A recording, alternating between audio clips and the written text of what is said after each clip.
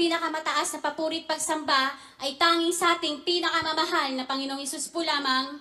Ako po'y bumabati na dobling paggalang po sa ating minamahal at ginagalang beloved Pastor Wildy Estrada Almeda at sa patuloy na pag-alala natin sa ginitong aral na iniwan sa atin ng ating minamahal at ginagalang beloved Assistant Pastor Lina C. Almeda. Ganon din po, bumabati po ako na magandang hapon na po sa buong pamilya ng ating beloved Pastor at sa buong kanilang beloved children. Ang buhay namin noon, tunay na naging magulo yan, mga minamahal, sapagkat ang aking beloved husband, yan po'y may mga bisyong pagdodroga, pag-iinom ng alak, mapabarkada, pumupunta rin po yan sa mga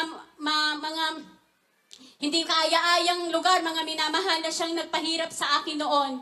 Ganyan po kahirap ang aking nararamdaman sa mga bisyo ng aking beloved husband.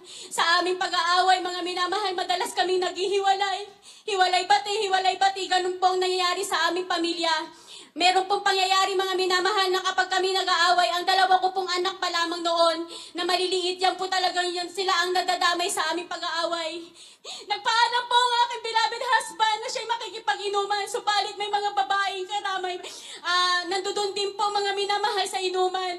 Tunay na tagang hindi ko po yan pinayagan. Sabi ko po sa kanya, umiiyak na po ako nung time na yun kasi nakakadama po ako ng selos, mga minamahal. Sabi ko, huwag ka na uminom, dito ka na lang. Sabi ko sa kanya, laking gulat ko po. Talagang tinulak niya po yan ako, papalayo sa kanya yung kamay ko, inalis po niyang pilit. At ang sabi niya po sa akin, wala akong pakialam sa'yo. Kung nasan ang barkada ko, doon ako. Hallelujah, alam niyo po. Pagalis na pagalis po ng aking beloved husband. Nagkulong po ako sa maliit naming tahanan doon, mga minamahal. May TV lamang pong maliit na siyang nag-iilaw din nilamang po ng kadiliman ng aming bahay. Tunay na iyak nang iyak po ako, mga minamahal. Galit at poot ang aking nararamdaman. Nakakita po ako sa madilim na dako ng dalawang bata. Nakakaibang itsura, tinatawanan ako. Hallelujah, walang boses, subalit naiintindihan ko kanilang sinasabi. Ang sabi, pangit ka na kasi, sabi ganun. Alam niyo po, walang ibang pumasok sa aking isipan kundi pagpapatayin ko yung dalawang batang nakikita ko. Kumuha nga po ako ng kutsilyo, mga minamahal. Nuuntayan ko na po yan ng saksak. Mary, malakas sa tinig ang sabi, wag.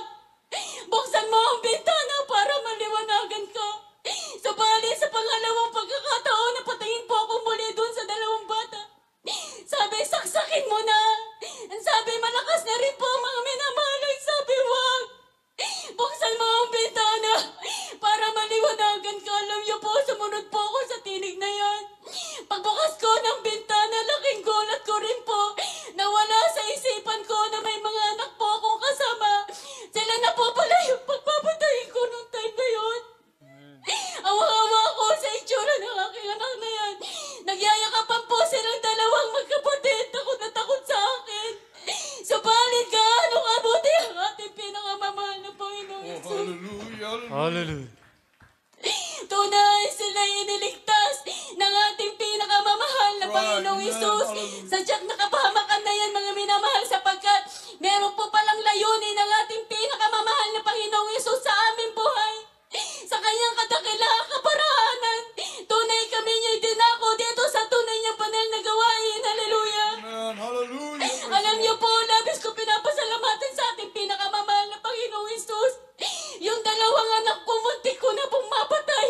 Sa kanyang kahabagan lamang po, ngayon sila ginagamit bilang mga awit ng ating pinakamamahal na Panginoong Hesus. Praise the Lord. Thank you, Jesus. Lagi ko pong iniisip kung nasan na po ako sa mga oras na ito.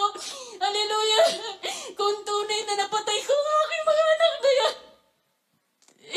Subalit, labis ako nagpupuri, nagpapasalamat sa ating pinakamamahal na Panginoong Hesus. Narito po kami buong pamilya.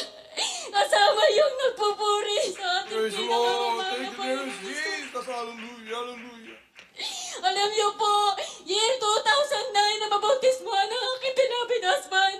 Sa banal na gawain ito, sa makapangyarihang pangalan ng ating Amen. pinakamamahal na Panginoong Hesus. Tunay siya instant pinago ng ating pinakamamahal na Panginoong Hesus.